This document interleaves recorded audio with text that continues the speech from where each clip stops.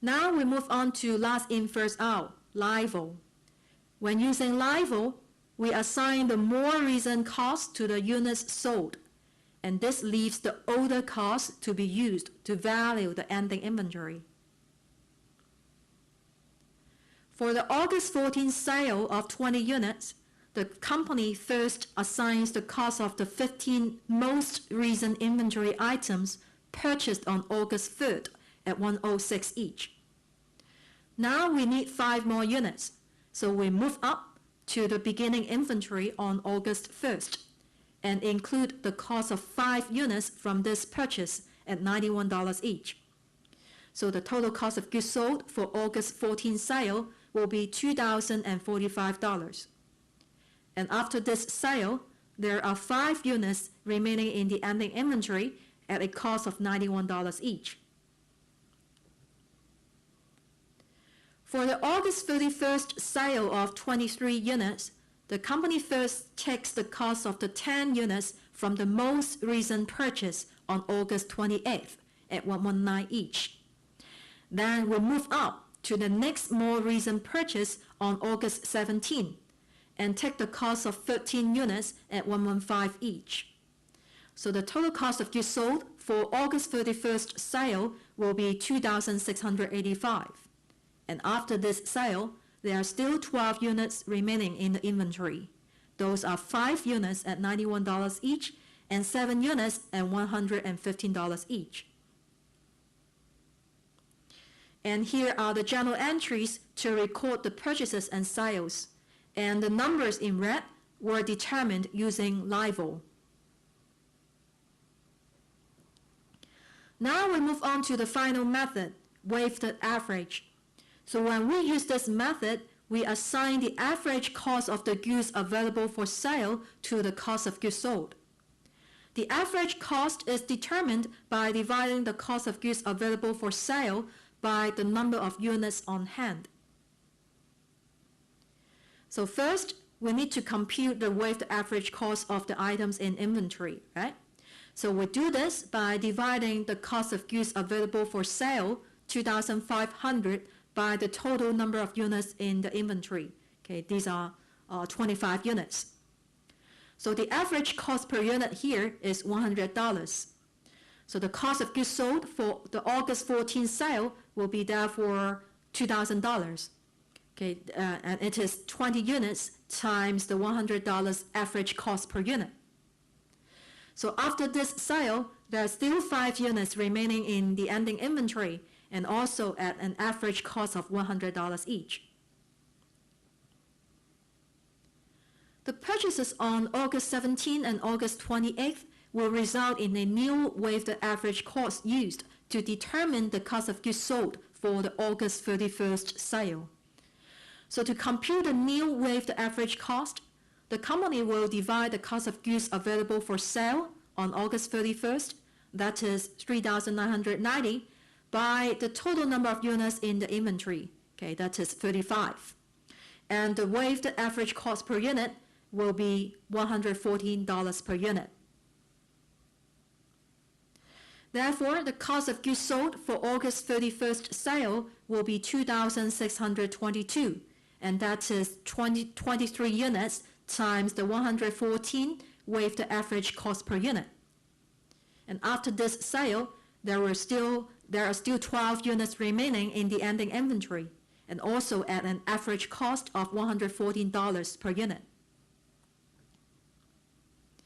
So here are the journal entries to record the purchases and sales, and you can see here the numbers in red were determined using the weighted average method.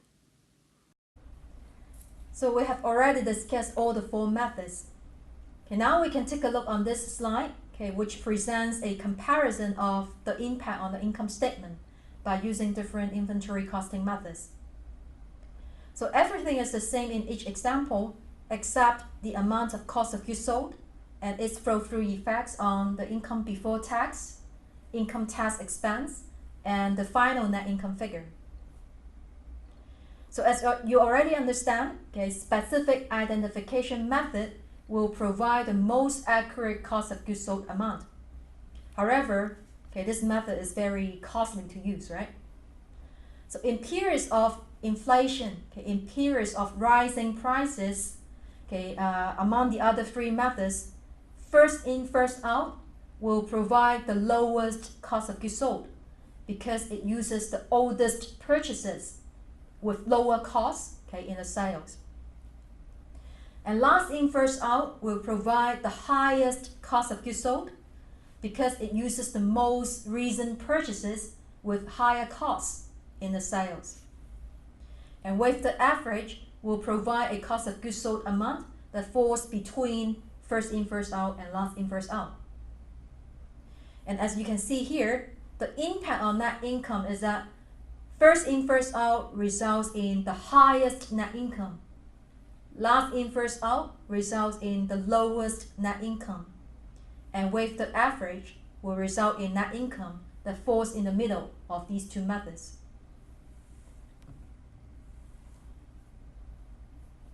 An advantage of weighted average method is that it can smooth out the peaks and valleys of price changes that may occur during the accounting period.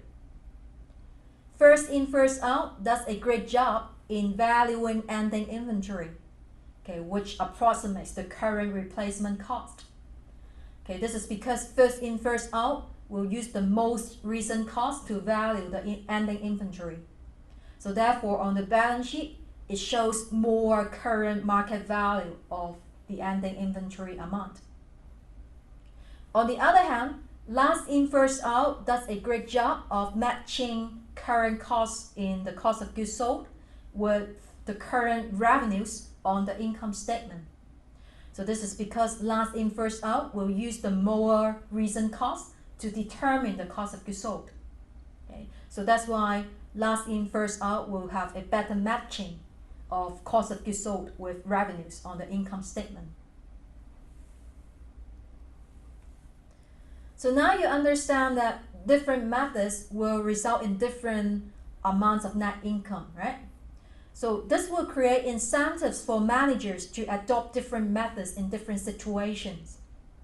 For example, if a manager's compensation depends on the net income figure, then the manager may have incentive to adopt first in, first out in periods of rising prices. And sometimes managers may want to reduce income tax expense. So that's why sometimes they may have incentive to adopt last in, first out in periods of rising prices. However, you must bear in mind, okay, managers cannot alter the inventory methods easily under GAAP. Okay, this is because we have a principle called consistency principle. So this consistency principle requires a company to use the same accounting method from period to period so that the financial statements are comparable across time periods.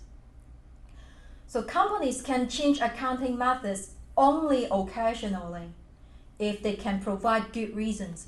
But obviously, the intention of increasing or reducing net income is not a reason for changing the inventory methods. So here comes to the end of session 3. Now you can try the concept quiz to test your understanding of this session.